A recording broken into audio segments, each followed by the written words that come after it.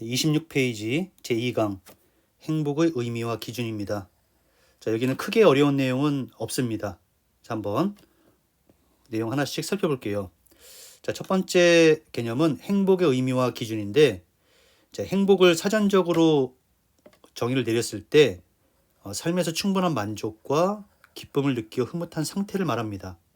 그리고 일반적으로 봤을 때는 그 자체로 선하고 추구하는 삶의 목적이다, 이렇게 말하는데, 여기서 우리는 이 옆에 있는 아리스토텔레스의 의견을 한번 살펴볼게요. 아리스토텔레스의 관점은 우리가 잘 볼 필요가 있는데, 자, 아리스토텔레스에 따르면 행복은 최고의 선이고 삶의 궁극적인 목적이라고 봤습니다. 자, 목적의 별표. 자, 이러한 아리스토텔레스의 사상을 자, 목적론적 세계관이라고 하는데,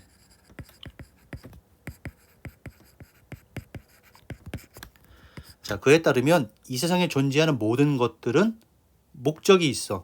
자, 예를 들어, 자, 식물 같은 경우에는 동물을 위해 존재해. 동물은 인간을 위해 존재해. 그렇다면 인간이 존재하는 목적이 있을 거 아니야? 그게 바로 행복이라는 거예요. 자, 그러면서 아리스토텔레스는 인간이 행복해지려면 이성적인 삶이 반드시 필요하다는 주장을 했습니다. 자, 아리스토텔레스의 목적론적 세계관에 근거한 행복의 개념 눈여겨봐둘 필요가 있고요. 자, 다음으로 옆에 날개의 석가모니 얘기도 한번 볼게요. 자, 석가모니에 따르면 태어나고 늙고 병들고 죽는, 즉 이 생로병사 그리고 윤회에서 벗어나서 해탈의 경지에 이른 것을 행복이라고 봅니다. 자, 또 정약용 같은 경우에는 행복을 열복과 청복으로 나누는데, 자, 열복이라는 것은 부귀영화를 통해서 얻어지는 행복이야. 그 다음에 청복이라는 것은 마음의 평화를 의미해요. 자, 당연히 정약용은 어떤 검소한 삶, 그런 청렴한 삶을 통해서 청복을 누리는 것을 강조했고요. 자, 요 행복에 대한 사상가의 견해. 자, 여기에서 아리스토텔레스, 석가모니, 정약용 이렇게 나오는데, 자, 우리 친구들은 아리스토텔레스의 행복의 개념 잘 봐둘 필요가 있습니다. 자, 다시 본문으로 돌아가서 행복은 또 상대성과 보편성을 지닙니다.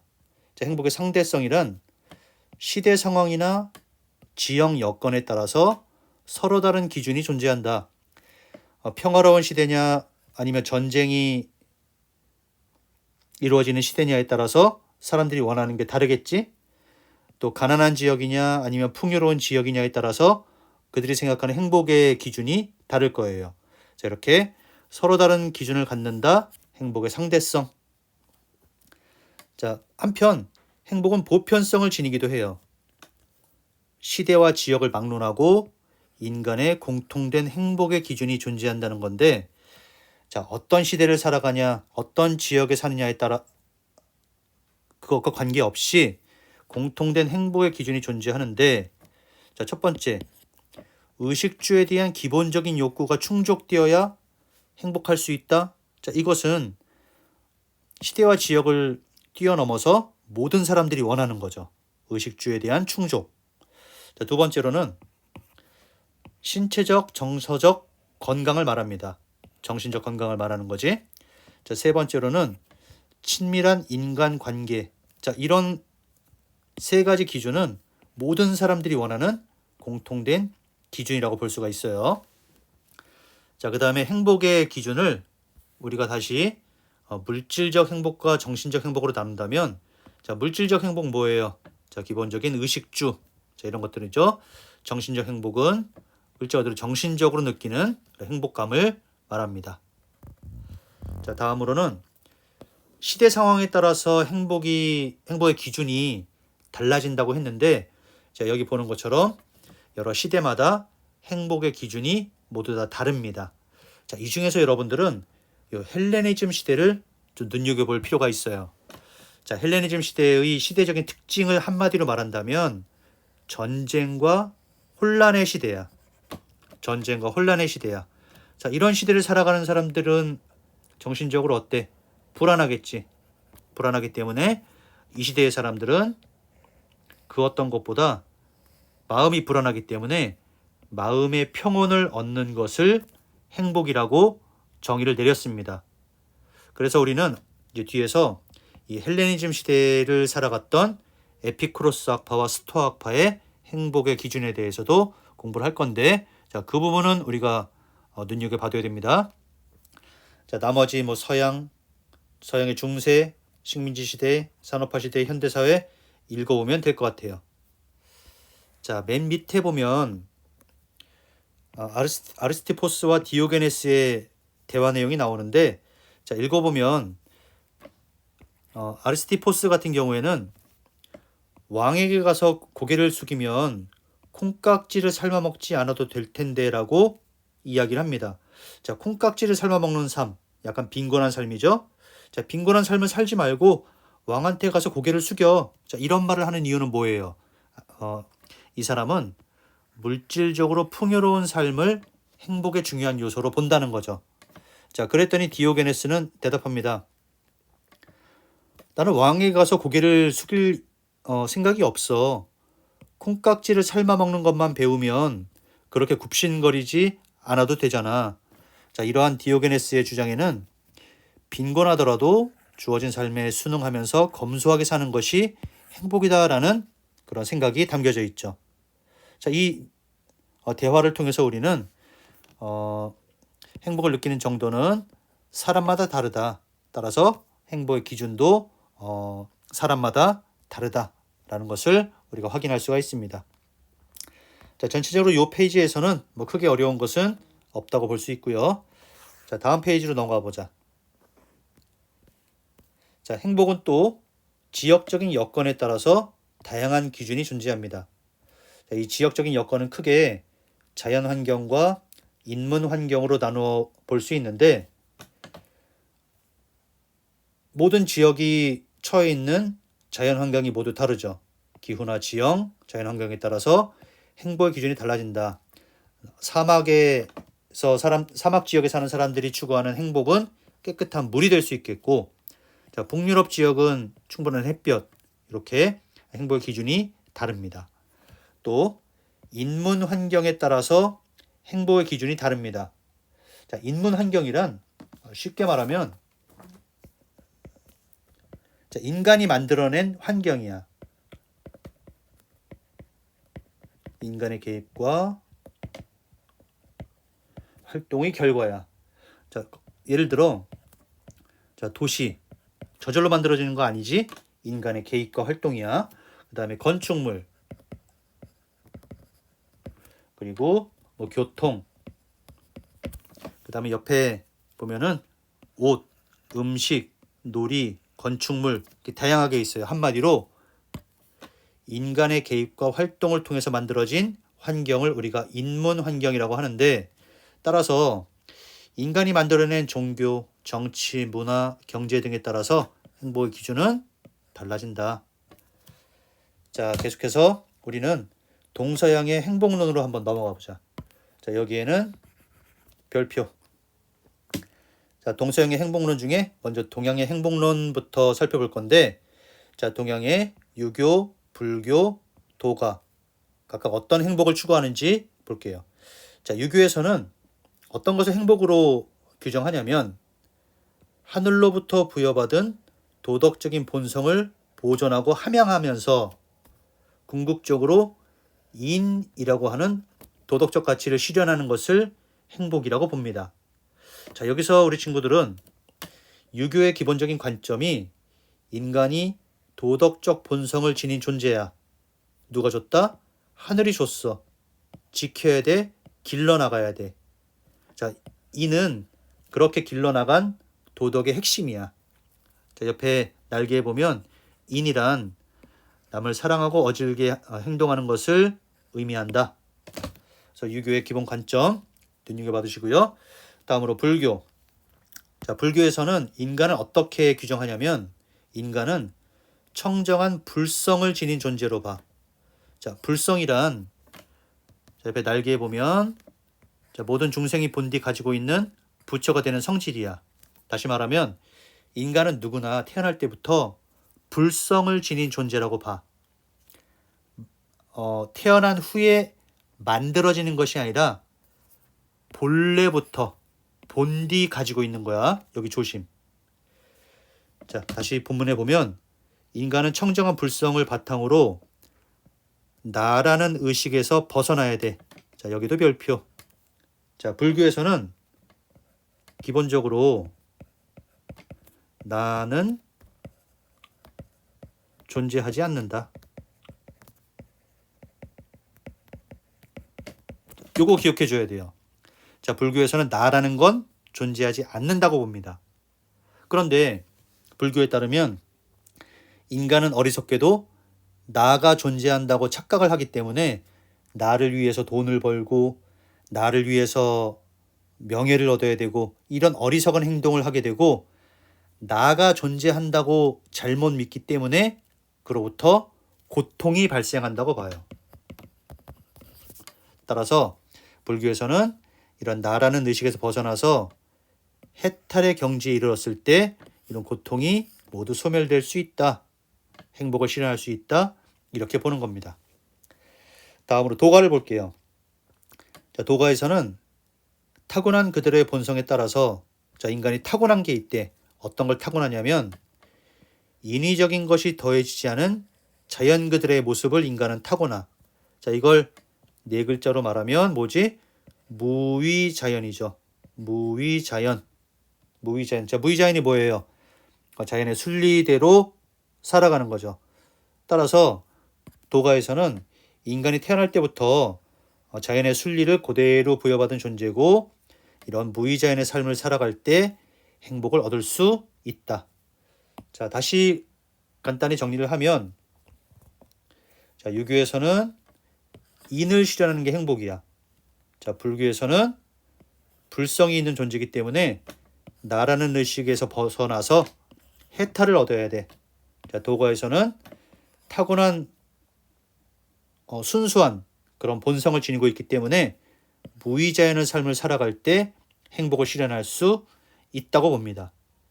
자, 그리고 아까 불교 공부를 할 때 이 불성이란 부처가 될 수 있는 성질을 말하는데 모든 인간이 원래부터 가지고 있는 것, 이 부분 꼭 기억을 해야 됩니다. 자, 다음으로는 서양의 행복론을 볼게요. 자, 서양의 행복론을 시대의 순으로 한번 살펴볼 건데 자, 고대 그리스 시대. 자, 아리스토텔레스는 행복을 삶의 궁극적 목적으로 봤다. 아까도 중요하다고 말했죠. 자, 그러면 그의 주장을 조금 더 자세히 보면 아리스토텔레스는 행복을 이렇게 정의 내립니다. 자, 요 날개에 있는 이 자료 눈여겨봐 주셔야 돼요. 특히 이 부분. 행복은 덕에 따르는 영혼의 활동이다. 자, 요거는 여러 시험 문제의 제시문에 많이 나옵니다. 자, 탁월성에 따르는 영혼의 활동. 요거 되게 어려운 말이지. 우리는 이렇게 기억하면 돼요. 이성적이고 도덕적인 삶. 자, 이렇게 기억을 하면 됩니다. 자, 아리스토텔레스가 말하는 탁월성에 따르는 영혼의 활동. 요거는 이성적이고 도덕적인 삶을 말한다. 이렇게 기억을 해주면 돼요. 자, 따라서 본문에 다시 보면 행복은 삶의 궁극적인 목적이야. 따라서 이성의 기능을 잘 발휘해야 해. 어떤 물질적인 풍요나 세속적인 명예가 아니라 이성의 기능을 잘 발휘해야 돼. 그랬을 때 행복에 도달할 수 있다. 자, 아리스토텔레스의 행복의 개념 중요하고요. 다음 헬레니즘 시대 중요합니다. 자, 헬레니즘 시대는 에피쿠로스와 스토아파가 나오는데 자, 에피쿠로스의 행복의 정의 잘 보세요. 자, 에피쿠로스에 따르면 행복이란 육체의 고통이 없고 마음의 불안이 없는 평온한 삶을 사는 것이다. 자, 아까 헬레니즘 시대 어떤 시대라고 했지? 그렇죠. 전쟁으로 가득 찬 그런 혼란한 시대야. 사람들은 불안해. 그래서 에피쿠로스 학파의 대표자인 에피쿠로스는 행복을 돈이 많고 맛있는 걸 먹고 이게 아니야. 고통이 없고 불안이 없는 상태. 고통이 없고 불안이 없는 상태. 고통이 없고 불안이 없는 상태. 그러한 평온한 상태야. 자, 그러면 다음으로 스토아파를 보면 정념에 방해받지 않는 초연한 태도로 자연의 질서에 순응하는 거야. 자, 그러면 이들은 각각 이런 평온한 삶을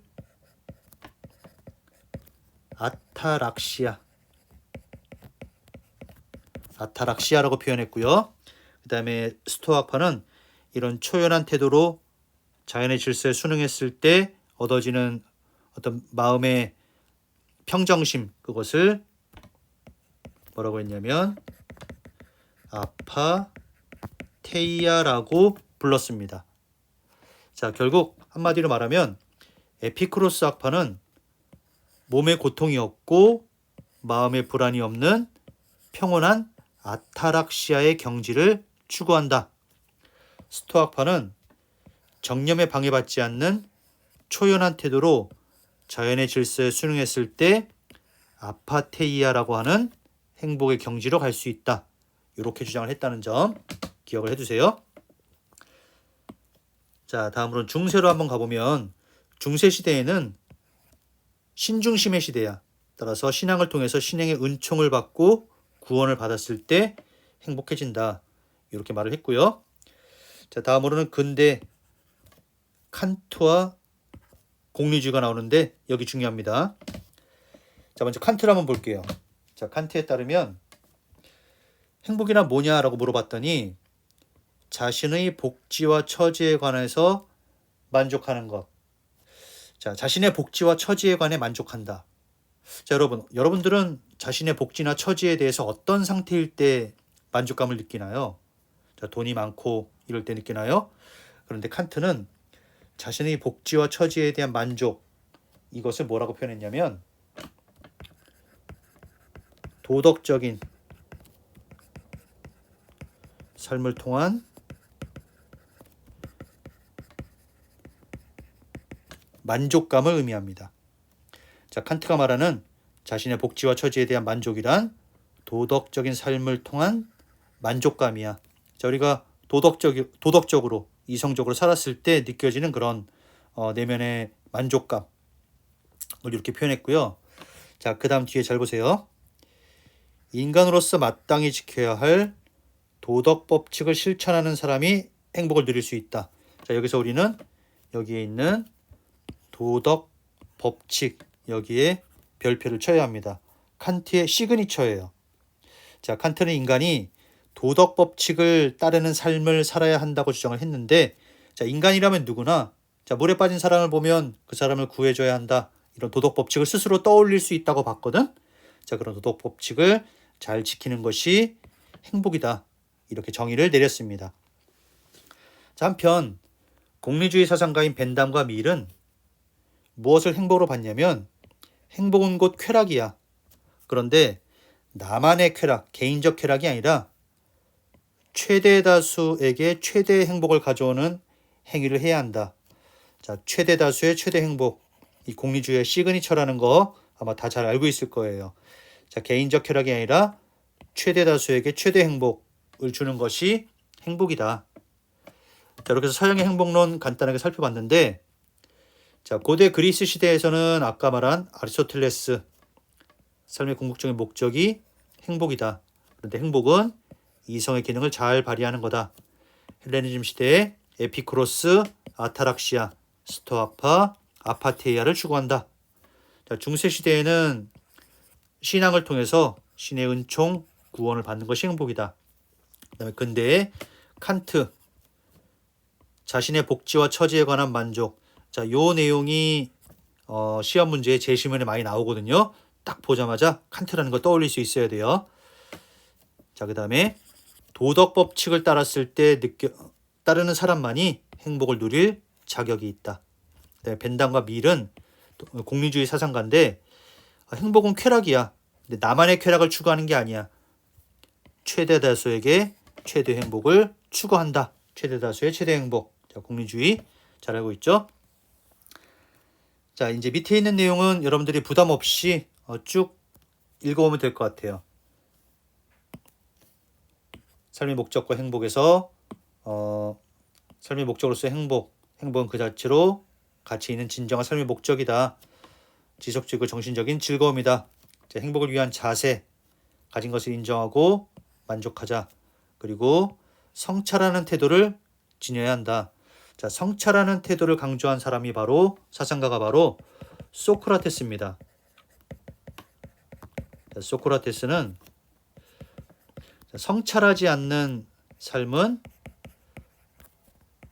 삶의 가치도 없다라고 말할 정도로 이런 성찰하는 삶의 중요성을 강조했습니다. 그 다음에 좋은 습관을 지니는 것도 행복한 삶을 위한 자세고요. 자, 행복을 추구할 때 고려해야 할 점, 물질적, 정신적 가치를 조화시켜야 한다. 의미 있는 목표를 설정하고 추구해야 한다. 개인적, 사회적 측면을 동시에 고려하자. 자, 이런 내용들 읽어보면 쉽게 이해를 할 수 있을 거예요. 자, 하나 더 마지막으로 이 정념이라는 것은 예를 들어 어떤 분노 또는 질투, 그다음에 과도한 욕망, 자, 이런 것들을 우리가 정념이라고 표현을 합니다. 그 단어 뜻도 잘 봐두세요. 자, 이렇게 해서 행복의 의미와 기준에 대해서 쭉 살펴봤는데, 자, 여러분들은 뭐 읽어보면 어려운 내용 별로 없을 거예요. 자, 특히 아까 살펴봤던 동서양의 행복론. 자, 여기는 여러분들이 좀 가져가야 될 개념들이 많이 있습니다. 여기를 중심으로 열심히 공부해 줄 것을 부탁을 드립니다.